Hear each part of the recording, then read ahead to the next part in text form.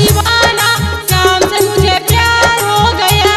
Shivani recording studio नगोछा 0 माइल mix by एडी Sharma. DJ लाल बाबू राजा, डीजे लाल बाबू से मुझे प्यार हो गया। मेरे दिल में श्याम आ गया, मेरे दिल में श्याम आ गया। मैं हो गया दीवाना, श्याम का दीवाना, श्याम से मुझे प्यार हो गया। मैं हो गया दीवाना, श्याम का दीवाना, श्याम से मुझे प्यार हो गया। मेरे दिल में श्याम आ गया, मेरे दिल में श्याम आ गया। मैं हो गया दीवाना, श्याम का दीवाना, श्याम से मुझे प्यार हो गया।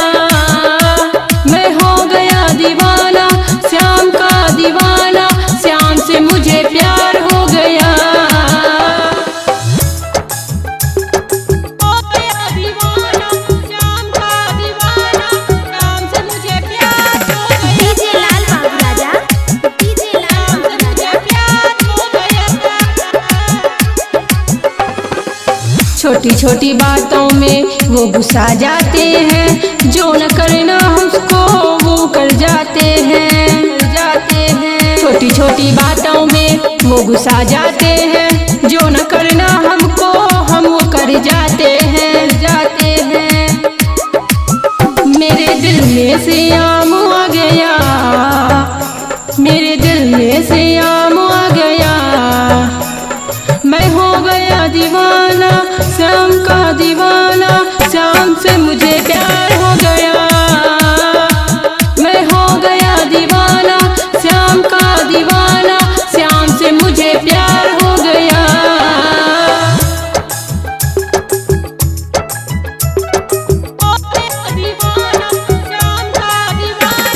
डीजे लाल बाबू राजा, डीजे लाल बाबू राजा।